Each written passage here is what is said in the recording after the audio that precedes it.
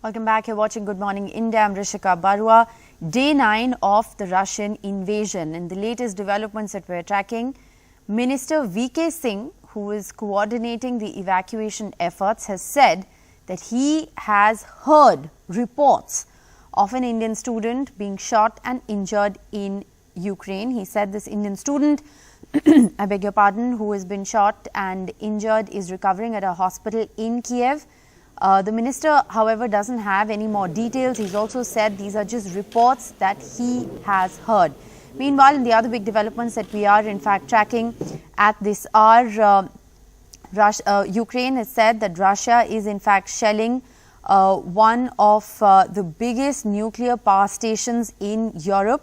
And that's the latest that is in fact coming in. Ukraine has also said that there's a fire at Europe's largest nuclear plant. Ukraine's nuclear regulator has told the International Atomic Energy Agency that there's no change reported in radiation levels. However, Russian forces meanwhile have encircled the strategic port city of Mariupol. But after talks between Ukraine and Russia yesterday, the big development has been that both countries have agreed for a humanitarian corridor in war-torn Ukraine for the safe passage of civilians. But the big story, of course, continues to remain what's happening at that nuclear power station. We'll continue to bring you the very latest. Let's just tell you what the Ukrainian foreign minister has said about the situation at the nuclear plant. He says that the Russian army is firing from all sides upon the Zaporizhzhia NPP, the nuclear power plant, the largest nuclear power plant in Europe. He says that a fire has broken out, and if it blows up, it will be 10 times larger than Chernobyl. Russians must immediately cease the fire and allow firefighters to establish a security zone. The International Atomic Energy Agency has also taken cognizance. They say that they are in touch with Ukraine. They are aware of the reports of the shelling. They are in touch with authorities about the situation, and they say it's a gravely concerning situation and Russia must immediately cease its attack on the power station and allow unfettered access for emergency services to the plant. Well, Boris Johnson, the Prime Minister of the UK, in fact, put out a tweet just a short while ago. He has also said that he's spoken with President Zelensky about the situation at the nuclear power plant. He's of course said that Russia must immediately cease its attack on the power station and allow unfettered access for emergency services to the plant. He says it's a gravely concerning situation at the nuclear power station.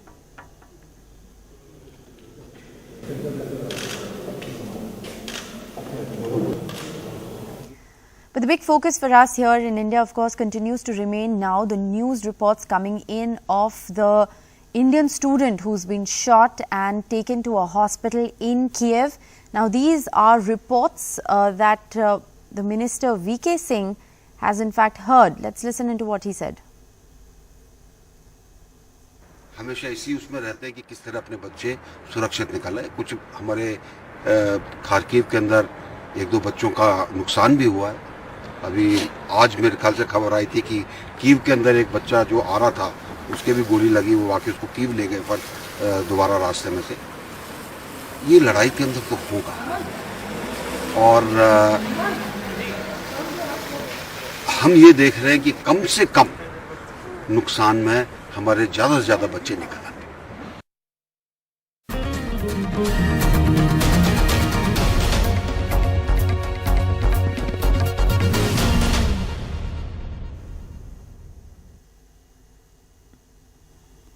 The Russian President Vladimir Putin on Thursday said that his country's military operation in Ukraine was going according to the plan. Russia will achieve the goals of its operation in Ukraine, he said. Even as Moscow's invasion entered its second week, talks between the countries began yesterday in Belarus. And in these talks, Putin has vowed to continue fighting against Ukraine. But according to a readout of a call with the French leader Emmanuel Macron, after the 90-minute call, Macron has said that the worst is still yet to come. This is what the readout said. On the ground, Russian forces have taken the Black Sea port of Kherson in South Ukraine, the first major city to fall after a string of setbacks for Moscow. They also pound and encircle the strategic port city of Mariupol, which is without water or electricity. However, let's also tell you that after talks between Russia and Ukraine yesterday, the big development has been that both countries have committed to making a humanitarian corridor allowing for the safe passage of civilians.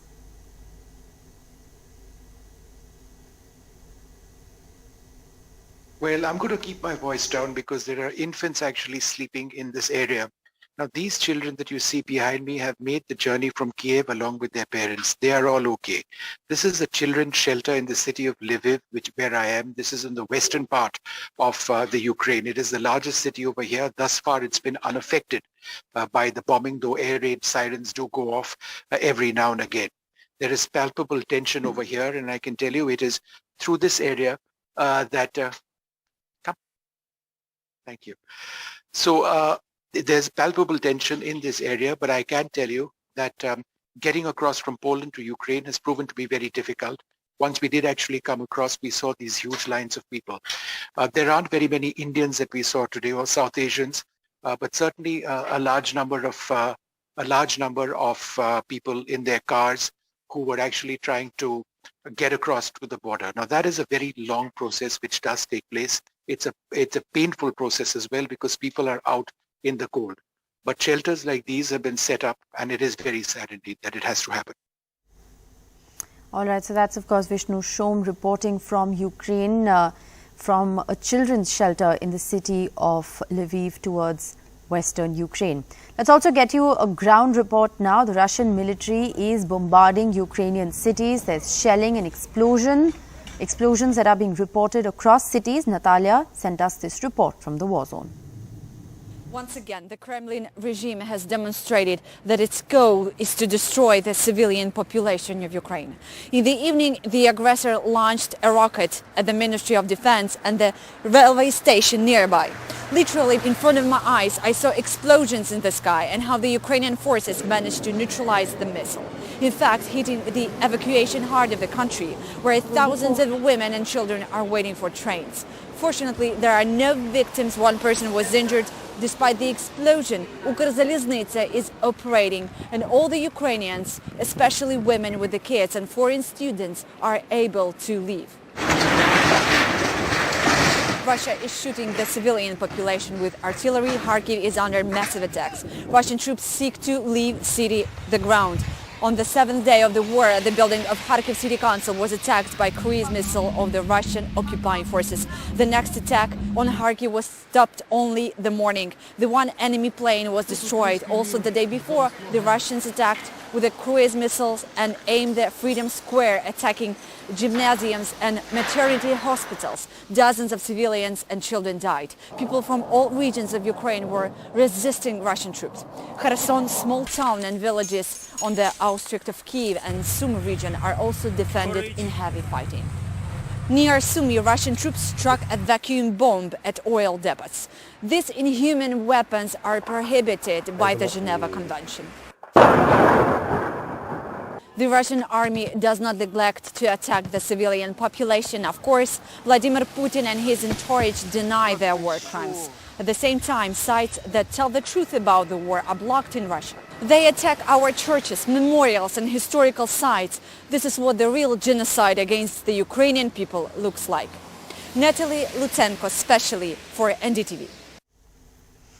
All right, now Prime Minister Modi attended the virtual Quad meet with his US, Australia and Japanese counterparts. Ukraine was discussed at this all-important meeting. Prime Minister Modi reportedly has once again urged for diplomacy and dialogue, emphasizing the need for this crisis to end and, of course, discussing the humanitarian implications of the crisis as well. This according to information that was put out by PMO. US President Joe Biden also tweeted to say that he met with his fellow Quad leaders and they discussed Russia's ongoing attack on Ukraine and our commitment to sovereignty and territorial integrity around the world, including the Indo-Pacific.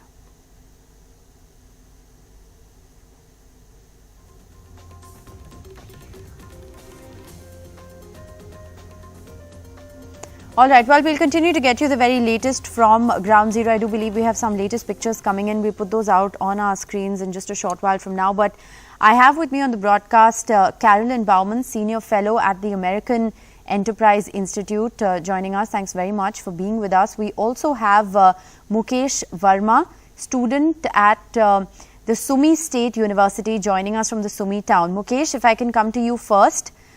We know that there are around 800 students, Indian students, who are still stranded at Sumi, and we've been speaking with several, of your colleagues, fellow students who've been appealing to the government for help. Can you tell us what the situation at Sumi is right now? It's like very scary. Yesterday at night around 9 p.m. there is a big blast near our university. Just behind our university there was one company. I don't know what the name is, power plant or something like that. So there was a big blast. After that, like many girls, they start crying, and 2 or 3 girls, they get unconscious suddenly. So it was like very scary. And just morning when I got up, I got the news of the European biggest power plant. They put that on fire. So it was so scary here. So I don't just want to go home as soon as possible. Are you in touch with the embassy? Has anyone reached out to you to tell you what's the plan of action for your evacuation? Oh, for officially we didn't receive any information. Like some are messaging student personally, but I don't know. There are many people, but we actually don't know who's from embassy. But I am in contact with one person. He is there from 15 years. He have one company here in this city. He's from India, so he is trying to help us for food, and he is also trying to get contact with embassy and our government. Right. At a time when students are really struggling to sort of make it to, the border areas, some even resorting to just walking because they can't access any kind of public transport, trains, etc. Are you all planning to somehow access border areas? I know that, you are at the easternmost part of Ukraine, and in fact, the Russian border is about 40 kilometers from where you are. Yeah, we are planning this, but in this situation, no one is ready. Like we try to call bus drivers, they are also saying like, no, we don't have drivers, and I think we have no option except government can do. Only the government can do this. And yesterday, someone called us to they are saying we can evacuate you by cars, but it's impossible by cars. We just need buses to go till Russia border. Is I think 1 hour away from here, just 40 kilometers. Right. So, well, New Delhi is talking to Moscow, and there is going to be hopefully a safe passage for evacuating students. There's also a humanitarian corridor that's being spoken of. So, hang in there, Mukesh. You have several other Indian students with you, hundreds of you, and we sincerely hope that help reaches soon. But stay on with us. We'll come back to you. Let me get Carolyn into the conversation. Carolyn, what a morning it's been. Reporting on the developments in Ukraine. There's been a panic button pressed by the Ukrainian foreign minister, talking about the shelling at the nuclear power station. World leaders, of course, expressing grave concern over the situation on the ground. Yes, this is obviously extraordinarily serious at this point, and thus far Putin has shown that he has very little respect for civilians in Ukraine, and we are seeing from the photos you've been showing the extraordinary damage that he has wreaked already on Ukraine. And this is only, as Macron said, the worst is yet to come. It's a very depressing situation. At least thus far in the United States, the president has the strong support of the American people in terms of the sanctions that he's put in place. And Joe Biden had said that that Putin won't know what hit him. And so I think that, in fact, is something that indicates that they will continue to ramp up the sanctions on Ukraine overall for its unprovoked aggression. Right. A quick word on the Quad statement yesterday. Of course, the statement that was released from the Prime Minister's office here in India said that, Quad leaders have discussed the humanitarian implications, calling for diplomacy, dialogue. What more really can be done?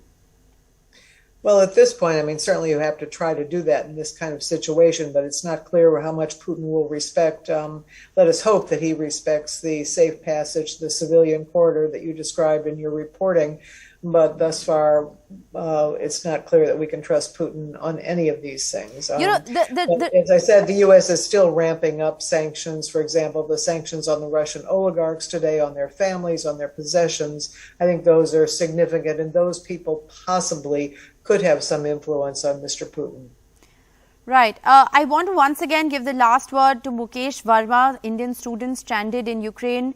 Mukesh, any message that you'd like to send out at the moment? Anything that you'd like to say? How are you all doing in terms of food and water? Do you have access to enough food and water?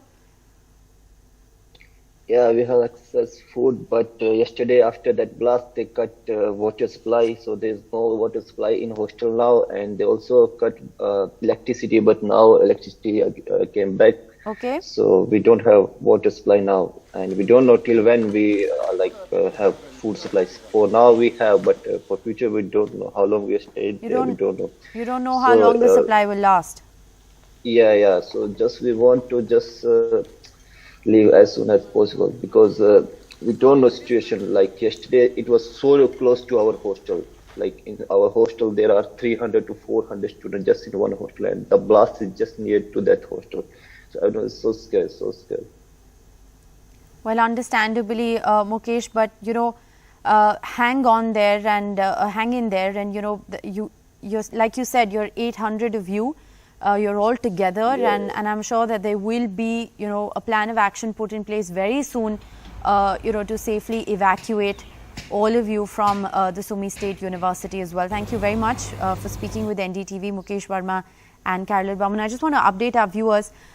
We have latest pictures coming in of an explosion, and as you can see, a building there engulfed in thick plumes of smoke. These are pictures that are coming in from Hathne in Ukraine. These are the latest pictures that are in fact coming in at the moment, and we'll of course continue to get you the very latest. No sort of update on the extent of damage, injuries or loss of life, but dramatic pictures coming in of a residential building, if I'm not wrong, that's been blown up in Hathne.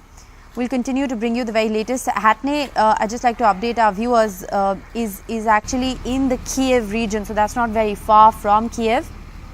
Those pictures not very far from Kiev. It is in fact a small municipality, a small village, which is close to the capital city of Kiev.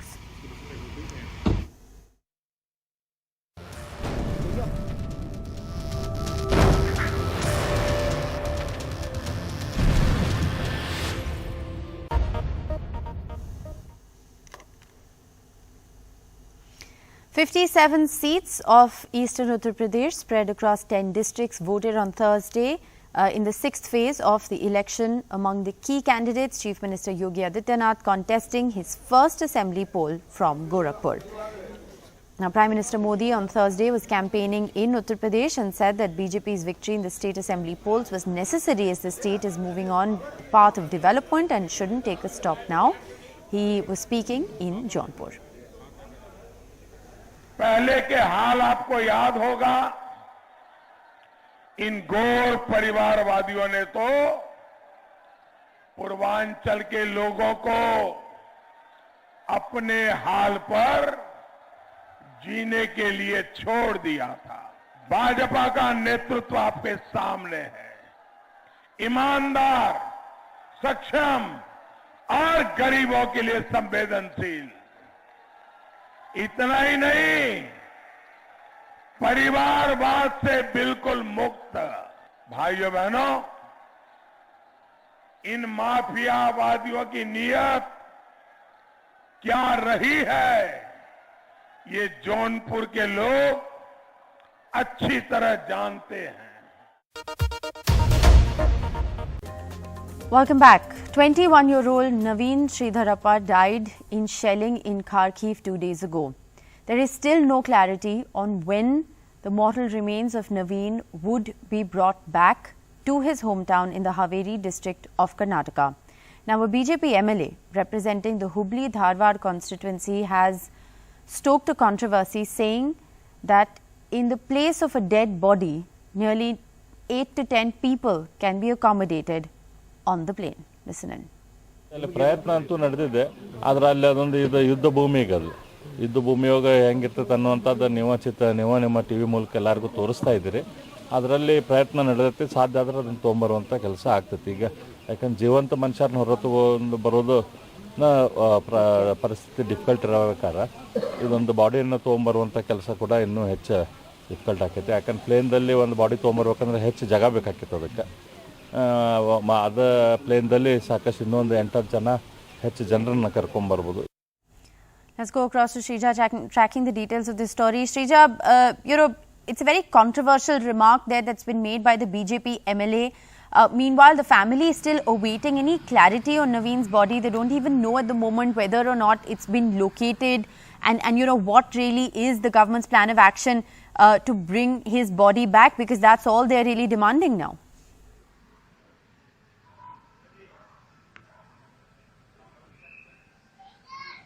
Well, it's been clearly over 48 hours now, and the family members of Naveen, they still await for the mortal remains to reach Haveri district, that is Chalagere village in Haveri district of Karnataka.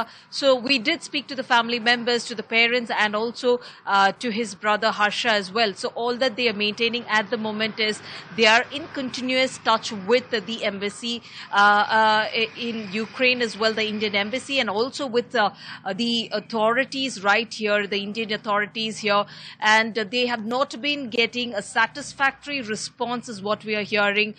There's no clarity over the fact that when Naveen's mortal remains will be brought back to his hometown in Haveri district. Now, at a time when there is, of course, no clarity from the Indian government when the mortal remains will be brought back here to Haveri district, we see the BJP MLA Arvind Bellat, he has stoked a controversy. He's made such a insensitive remark where he goes on to state that instead of bringing the mortal remains or a dead body, we can accommodate at least nearly 8 to 10%. So this is something that he has made as far as an elected representative is concerned, and of course it has received severe criticism and flack from all quarters, including the opposition, and also at a time where the parents and also the family members are very distressed, and also at a time where there is no clarity over when the mortal remains will reach. A BJP MLA has made such an insensitive statement. Well, Shrija, we'll track that story very closely. A very insensitive remark being made by that BJP MLA, talking about how Naveen's body would take up space for 8 to 10 people on a flight at a time when the family is still awaiting any clarity, really, on when his body will be brought back home.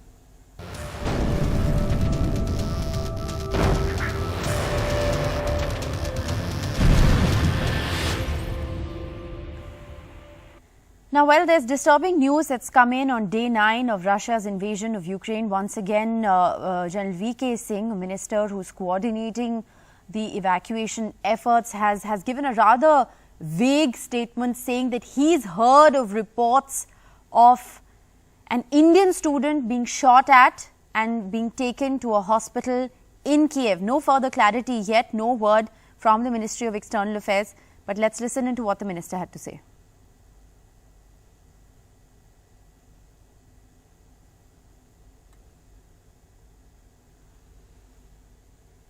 हमेशा इसी उसमें रहते हैं कि किस तरह अपने बच्चे सुरक्षित निकालें. कुछ हमारे खार्किव के अंदर 1-2 बच्चों का नुकसान भी हुआ है. अभी आज मेरे ख्याल से खबर आई थी कि कीव के अंदर एक बच्चा जो आ रहा था उसके भी गोली लगी, वो आके उसको कीव ले गए फिर दोबारा रास्ते में से. ये लड़ाई के अंदर तो होगा, और हम ये देख रहे हैं कि कम से कम नुकसान में हमारे ज्यादा से ज्यादा बच्चे निकल आते. All right, now, well, 2 Indian Air Force aircrafts have in fact landed with Indian students at the Hindon airport this morning as well. We're told that Mansukh Mandavia and Nisit Parmanik were there to welcome Indian students at the Delhi airport. Students arrived at the with their pets at the Hindon airbase as well. So those are pictures coming in from this morning, students arriving there at the Hindon Air Base. Meanwhile, the focus, of course, remains on evacuation. More Operation Ganga flights landed even yesterday.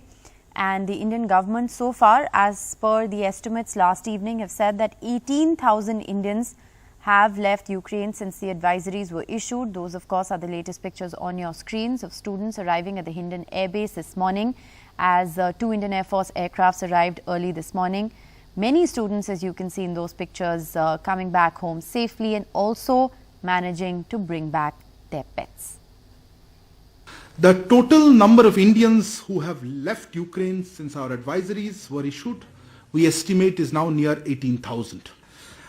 The pace of Operation Ganga continues to accelerate. During the last 24 hours, 15 flights landed in India, and we have brought back around 6,400 Indian citizens. I'm happy that many could make it, not in the best of circumstances perhaps, because I think there were sporadic incidents of violence, but this is a war zone and I can't comment on the exact details. We haven't met them yet. But I'm happy that a significant number of people could come out through that route and through whatever trains. So I think that's the kind of conversation. But extrapolating that to say that somebody is holding off bombing or that this is somewhere we are coordinating that, I think is absolutely inaccurate. I don't think if I could be more facetious, then it will extrapolate itself. So we would then order a resumption of bombing. I think that's really getting a bit much ahead of ourselves.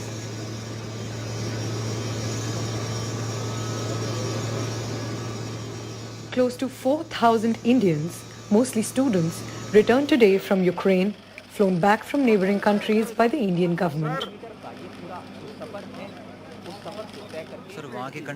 Rampal Godara, a medical student from Vinnytsia, says the battle in central Ukraine has intensified in recent days and that students like him were living under constant fear for their lives amid constant sirens of air raids and shelling. And to reach Romania, one has to take an arduous journey. Sir वहाँ की condition ठीक अगर compare करें Kyiv वगैरह से, वैसे condition sir critical है, मतलब बॉम्ब बेरिंग और सायरन बजते हैं पूरे दिन, बच्चे बहुत पैनिक हो रहे हैं. अगर कंपेयर करें कीव से तो कंडीशन ठीक है वहाँ की, मतलब बाहर जाना एकदम सेफ नहीं माना जाता वहाँ, मतलब बाहर बच्चे नहीं जा पा रहे, उनको डर लग रहा है कि कुछ हो ना जाए हमारे साथ. Students thanked the Indian Air Force for their rescue operation. शुक्रगुजार हैं हम इंडियन एयरफोर्स का भी जो हम लोग को यहाँ तक लेकर आई. पूरे भारत का हम शुक्रगुजार हैं. आप लोगों की दुआएं हमारे साथ रहीं. हम लोग सही सलामत अपने घर वापस आ गए हैं. इंडियन एम्बेसी ने जो बच्चों को ट्रीट किया, इट्स अनइमेजिनेबल. 5-star ट्रीटमेंट और बच्चों का प्रॉपर मेडिकल पूरा चेकअप किया उन लोगों ने. बच्चों को प्रॉपर बेड तक पर उन्होंने मील्स दी हैं बच्चों को. हमारी कोशिश थी परसों से जब हम लोग यहाँ पहुँचे हैं कि जल्द से जल्द फ्लाइट्स का इंतज़ाम हो ताकि हम अपने बच्चों को वापस घर पहुँचा पाएँ. कल बुकारेस्ट से 6 फ्लाइट्स निकली हैं. करीब 1300 बच्चे वापस घर के लिए रवाना हुए हैं और उन 6 फ्लाइट्स में से 2 flights C-17 Globemaster Indian air force की रही हैं. However, some students are critical of the government's response, questioning the lack of help and advance warning they got while inside Ukraine. America सबसे पहले अपना सिटीजन को बोला कि यहाँ निकलने के लिए, अगर टाइम पर एक्शन लिए होते तो ये फूल बांटने की नौबत नहीं होती. ये सब जो दिखावा चल रहा है इसकी ज़रूरत नहीं पड़ती. इसको इवैक्यूएशन का नाम दिया गया है, पर आप एक बात बताइए, जो कंट्री ऑलरेडी सेफ थी रोमानिया, वहाँ से आप हमें फ्लाइट से यहाँ लेकर आए, आप इसको इवैक्यूएशन कैसे बोल रहे हो? पता है प्रॉब्लम क्या है? खारकीव में, सुमी में, वहाँ उतारो कार्गो. एक्चुअली इंडियन आर्मी के ऊपर नहीं करेगी रशियन आर्मी हमला. वहाँ उतारो कार्गो और वहाँ से निकालो बच्चों को, क्योंकि वहाँ से उनके पास आने तक का ऑप्शन नहीं है. But now, even students from Russia are returning.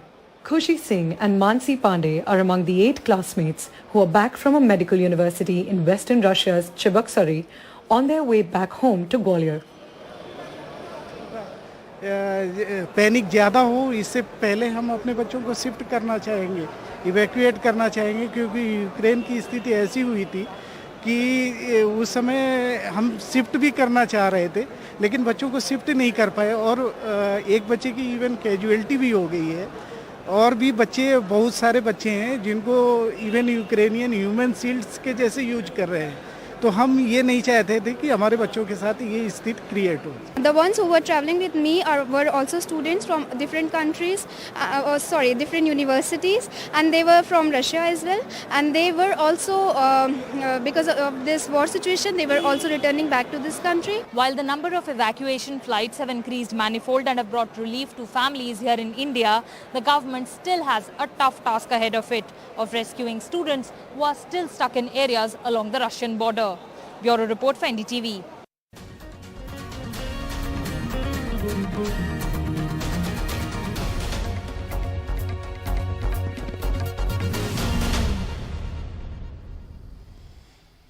Well, the MEA estimates suggest that 18,000 students, Indians stranded in Ukraine, have made it back home. But there are still several students who are stranded. They continue to send us SOS messages from bunkers. They are hearing blasts and airstrikes. Take a look at what's happening.